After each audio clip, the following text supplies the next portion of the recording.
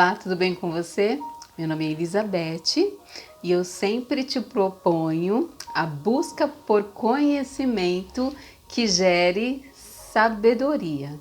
O conhecimento depende tão somente de nós para buscá-lo. Agora, a sabedoria que possamos pedir ao Senhor, né? Que você peça a Deus que nos dá de forma liberal. E aí, no caso, a sabedoria nos ensina a utilizar todo esse conhecimento, né, para que venhamos o que a contribuir não só com a nossa vida, mas com a vida do outro. E hoje, novamente, eu senti ao meu coração em trazer conteúdos que falem sobre o perdão. Eu acredito que já é o terceiro vídeo que eu menciono sobre o perdão, porque a falta do perdão nos paralisa. E aí nós somos acometidos pelo orgulho. Nós sabemos que o orgulho antecede a queda, né? Por que não ser humilde e reconhecer que nós, como seres humanos, também, né, somos falhos, também erramos e que nós devemos a perdoar como Deus tem nos perdoado. Você consegue entender que muitas das vezes nós perdemos porque não reconhecemos que nós também erramos. E no caso aí, lendo a busca por conhecimento, eu encontrei, né, um conteúdo que fala, né, numa revista que fala sobre a graça em meio às tempestades. É uma revista que fala sobre o lar cristão, a graça nos relacionamentos familiares, né? A graça de Deus é o óleo que faz a engrenagem funcionar. E aí, no caso, nós, né? Nós somos um corpo, né? Que detém do que? De membros, né, como nossa mente, os nossos olhos, a nossa boca, os nossos ouvidos, né, como nós falamos em outros vídeos, que todos os nossos órgãos, né, faz com que venhamos a ter o contato com o nosso meio externo, né, nossos órgãos de sentido, que é os nossos olhos, os nossos ouvidos, a nossa boca, né, nós temos 2 ouvidos, 2 olhos e uma boquinha só, né, que possamos controlar aquilo que sai da nossa boca. E aí, discorrendo aqui nessa revista com o tema, né, a graça em meio às tempestades, eu gostaria de compartilhar com você aquilo que eu tenho aprendido. Eu quero contribuir com a sua vida para que você possa sempre refletir e aprender através do conteúdo didático e que tudo aquilo que você vê, tudo aquilo que nós vemos a ter um filtro, aquilo que nós não só vemos, mas escutamos também, que venhamos a ter um filtro. O que será que isso, né, tem a me ensinar? O que isso tem a agregar de valor para a minha vida? Nós não somos uma lata de lixo, que venhamos que no caso as coisas, simplesmente a gente absorve as coisas de qualquer jeito, não. Que você sempre pare, pense e reflita, né, diante de todo o conhecimento que você tem buscado, né, que você esteja em meio às pessoas que possam te ensinar, né, ande com os sábios e seja sábio, que você busque livros, que você busque conteúdo para que você possa se fortalecer, né? A nossa mente é uma máquina e quando essa máquina ela é bem aproveitada, contribui muito para o nosso crescimento como ser humano. Então, estudar, ler, você anotar aquilo que você está vendo, né, para firmar, né, na sua mente, para que você possa, de repente, utilizar em outro momento, numa conversa, compartilhar com um amigo. Então, é de grande valia você buscar conhecimento. Mais uma vez, eu aqui sendo insistente, porque isso tem feito sentido para a minha vida e que eu possa contribuir também com a sua vida. Não, que possa fazer ter um objetivo, que você tenha um objetivo de se fortalecer. Né? O mundo, diante de tantas informações desenfreadas, as pessoas estão adoecendo, e as Sagradas Escrituras nos indica isso, né? O mundo perece por falta de conhecimento, né? E o inimigo das nossas almas, ele está sempre buscando uma brechinha, uma oportunidade para atacar as nossas mentes. E o interessante, abrindo um parênteses, antigamente, quando eu era criança, eu via muitos casos de pessoas que no caso ali, estavam endemoniadas. Eu não sei se você já viu essa situação, né?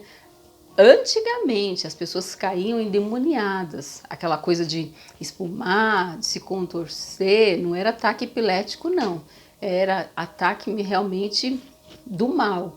E hoje em dia, eu nunca mais vi, né? O que já passou muito tempo, aqui já tem mais de 40 anos, aí revelando a minha idade, mais de 40 anos, e eu nunca vi nenhum caso, um caso aqui na minha vida, que falasse que alguma pessoa caiu endemoniada. Hoje, até mesmo o inimigo das nossas almas, ele usa de novas estratégias para nos abater, e as pessoas estão adoecendo emocionalmente. No século XXI, o que mais se sobressai hoje são as doenças psicossomáticas, né? Psicossomáticas, doenças emocionais. E aí a psicologia está entrando aí com tudo para poder o quê? Tratar esse tipo de doença emocional. As pessoas estão carecendo o quê? De amizades sinceras, porque antigamente as pessoas, né, em outra época, as pessoas tinham o hábito de sentarem à porta e conversarem. Hoje nós não temos mais essa possibilidade, as pessoas não têm tempo, né? O trabalho, a correria, são os estudos, são os próprios interesses, acaba que nós temos nos afastado das pessoas. A mídia social facilita sim, né? Para que tenhamos oportunidades, se agirmos com sabedoria e usar os equipamentos tecnológicos que hoje nós temos na nossa mão, como o celular, nós temos aí muitas facilidades. Só que as pessoas, infelizmente, usam esse equipamento para se distanciar, porque muitas vezes estamos à mesa e as pessoas estão conversando com a pessoa longe e não valorizam aquele que está perto. Que possamos revisar esse tipo de conceito e renovar a nossa mente e valorizar aqueles que estão perto. O tempo está passando muito rápido, né? E amanhã já não sabemos o que vai acontecer com a gente. Então, que possamos o que? Valorizar, fortalecer, poder conversar e valorizar principalmente as pessoas que moram, né, no mesmo ambiente que a gente, os nossos familiares. E esse estudo ele fala sobre o fortalecimento da família, que hoje está se perdendo. Então, esse trecho diz assim: bom é saber que Deus não nos olha levando em conta o nosso merecimento. Agir com graça diante da vida é mais fácil quando estamos quando estão envolvidas pessoas conhecidas e amadas por nós. Aí fica muito fácil. No entanto, quando são inimigos, o ódio se torna o combustível do pensamento.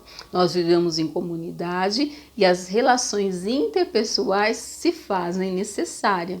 O pessoal fala muito hoje de bullying. Na minha época, existia bullying também, mas eu não lembro de ver ninguém com problemas emocionais porque um dia foi chamado ou por algum apelido que não gostou. Para você ter uma ideia, né? Na minha infância, eu era chamada de Chispita Preta, porque meu cabelo era cacheado e minha mãe sempre me mandava para a escola com tranças.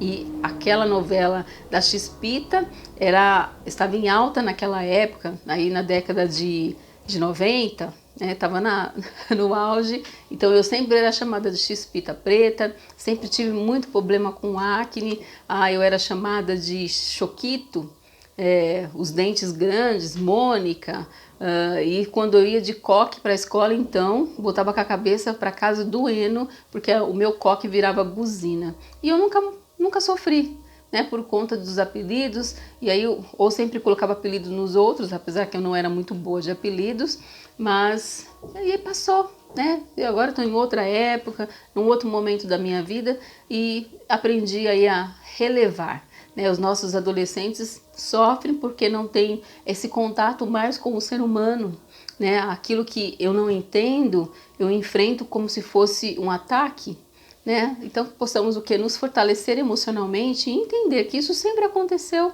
E aí depende o que? Dos pais, das pessoas, dos nossos educadores, a orientar as crianças a ter esse relacionamento, a cultivar a amizade, né? Então, nesse sentido, o conhecimento nos orienta e nos fortalece a nos fortalecer e saber que isso é normal, né?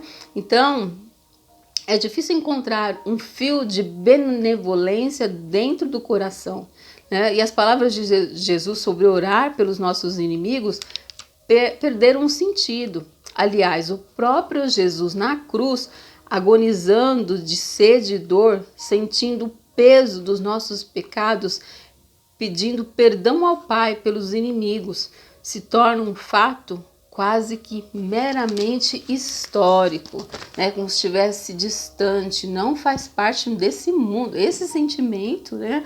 Pedir perdão, reconhecer que nós erramos, né? Como assim? Né? Do que eu estou falando? Né? Então, refletir sobre o nosso conceito de graça, que é favor imerecido, é trazê-la ao nosso cotidiano, né? Como tem sido. Isso é um desafio da igreja nos dias de hoje. Se fala o quê? De prosperidade, riquezas, bens materiais, mas e a mudança no nosso interior, a mudança emocional, mudar o nosso pensamento, que esse não seja egoísta, né? Pensar no eu, no que eu quero, né? As coisas materiais simplesmente se desgastam, se acabam, aquilo que hoje é necessário, amanhã já não é mais. Então as coisas estão se tornando sem valor, né? Que você possa meditar, que você busque conhecimento. Então talvez possamos entender o que é receber graça, mas teremos o mesmo prazer em praticá-la voluntariamente e com alegria. Então aqui, o caso, a revista, né, a editora CPAD, o autor é Gilberto Moreira Alves Filho, e ele nos traz: na graça não existe lei. A graça está ligada a um conjunto de princípios que nos permite viver acima da mediocridade e da temporalidade do mundo, né, que perdeu seus referenciais básicos. E aí ele entra aqui na questão da família, né, no casamento. No casamento, a graça se aplica, por exemplo, quando, né, paro para falar nos meus direitos e cobrar perfeição do outro, porque sei que também sou pequeno e imperfeito, diz. É preciso orar pelo outro, independente de ele atender a minha expectativa, e conversar quando erra. Como duas pedras, né, se refere ao ser humano como duas pedras brutas, né? Ambos estão se lapidando, isso dentro de um relacionamento. Pode ser dolorido, solta-se faísca, mas esse processo resulta, né, em duas pessoas melhores. Perdão é sinal de maturidade, e só pelo fato de recebermos todos os dias de Deus já nos obriga a dar também aos outros, né? Perdoar, né? No caso, como é um ditado, errar é humano, mas perdoar é divino. Nós precisamos de perdão, né? E se nós precisamos de perdão, é reconhecer que nós erramos e também admitir que o outro também erra. E como o autor aqui diz, o ser humano é uma pedra bruta que precisa ser constantemente lapidada, desde que venhamos o que? A reconhecer que nós erramos e precisamos, né, de mudanças, precisamos de perdão, que você possa sempre refletir quanto aquilo que sempre eu busco colocar, porque eu também preciso de reconhecer que eu erro, eu preciso ser perdoada constantemente, né, pela minha filha, pelo meu marido, pelas pessoas que convivem comigo, porque eu erro. Né? E eu reconheço, eu erro. E quando eu gravo os vídeos e depois eu ouço aquilo que eu gravei, aquilo que eu falei, E isso eu tomo para minha vida também, né? É um constante aprendizado. E as pessoas estão plantando coisas erradas no mundo, né? E a palavra diz que o que plantamos, nós colheremos, né? Às vezes nós não nos damos conta no dia de hoje, mas muitas das vezes a conta pode chegar amanhã, né? Então, o fato de nós reconhecermos que nós erramos, sermos humildes, né, e pedir perdão, né, isso significa o quê? Uma renúncia. E pode ter certeza que renunciar a si próprio, seja num relacionamento de casamento ou numa amizade, não dói, não dói. Né? Renunciar é um elemento essencial e difícil no relacionamento, mas isso também mexe com o nosso orgulho, né? Mas mas não quando o vemos como uma atitude por Deus e para Deus, independente do merecimento do nosso par. Somente assim o ego cai do trono, né? Aquele orgulho, né? Quando nós realmente nos colocamos diante da situação e pedimos perdão, isso é o que? É meramente uma atitude. E que não seja em prol, né, de mim, mas que seja em prol do outro. Então, um conceito aí da renúncia, nós temos um exemplo bíblico, né, da vida de Jesus. E aqui ele diz, né, o conceito de serviço é o lembrete da necessidade de arregaçarmos as mangas e fazer pelo outro, não com a intenção de ser visto ou reconhecido. Então, no momento, aqui, no entanto, né, o serviço deve ser desinteressado. Um verdadeiro desafio numa sociedade onde o dinheiro, não raro, toma o lugar de Deus. O mais importante é a consciência que precisamos ter, antes de tudo, né, de estar servindo primeiramente a Deus. E quando nos colocamos como servos uns dos outros, estamos prestando um culto verdadeiro a Deus. Foi assim quando Jesus lavou os pés dos discípulos, lá no livro de João, no capítulo 13, no versículo 3, 4 e 5, que diz, né? Jesus, ele sabia que o Pai havia colocado todas as coisas debaixo do seu poder e que viera de Deus e estava voltando para Deus. Ele sabia do seu propósito, né? E assim levantou-se da mesa, tirou a sua capa e colocou uma toalha em volta da cintura. Depois disso, derramou água numa bacia e começou a lavar os pés dos seus discípulos, enxugando-os com a toalha que estava em sua cintura. O que Jesus quis ensinar aos seus discípulos? A humildade, que nós estamos neste mundo para servir, independente do status social, independente aí do saldo da sua conta bancária, reconhecer que nós precisamos uns servir aos outros, né? E Jesus, ele nos ensina por essa atitude tão humilde, né, de lavar os pés dos seus discípulos. Ele, pela autoridade que foi constituída, não precisava disso, mas aí ele nos deixa uma lição, que venhamos a ser humildes e venhamos o que? A servir e não esperar, né, a ser servido. E aí aqui, no caso, eu peguei aqui um trecho de uma reportagem do padre Evaldo César de Souza, do jornal Santuário, e aí ele diz aqui: por que Jesus lavou os pés dos discípulos? É uma pergunta. Por que Jesus lavou os pés dos discípulos? No caso, a atitude aqui em servir parece ser tarefa dos mais fracos, né? Dos que nada têm a oferecer, senão a sua força de trabalho. Servir parece tarefa que diminui o ser humano, o que humilha e o faz ser pequeno diante daquele que é servido. Mas Jesus vira o mundo de cabeça para baixo ao lavar os pés dos seus apóstolos.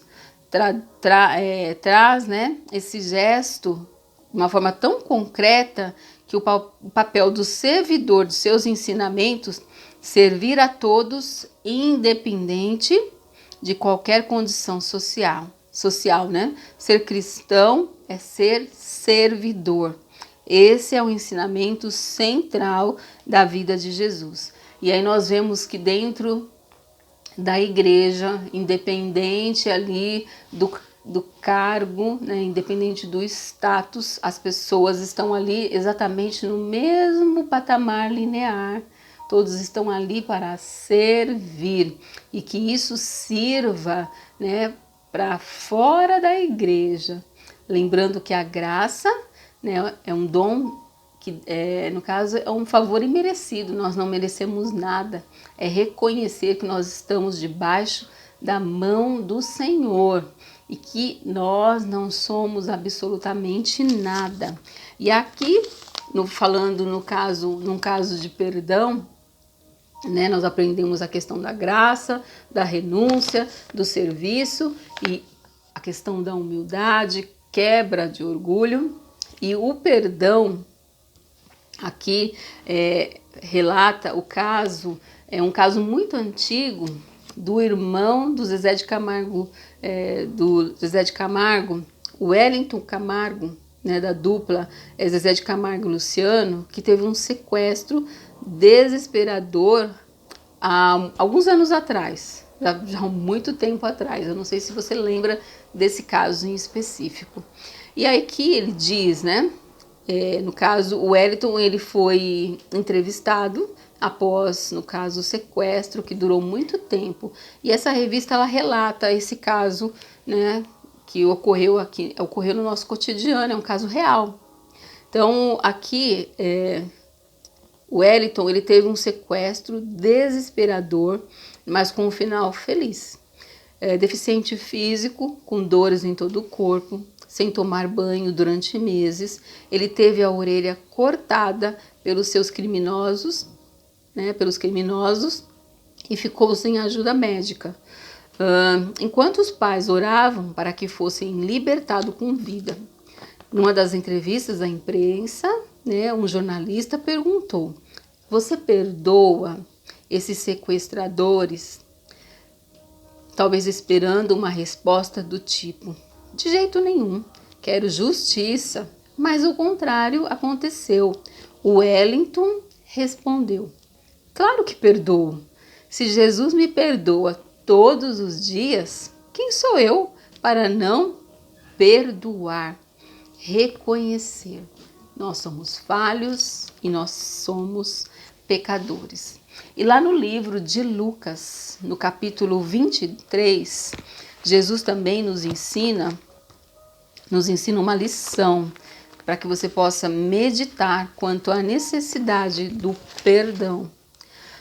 Capítulo 23, do versículo 32 a 43, que diz assim: "Também conduziram outros 2 que eram malfeitores para com eles serem mortos."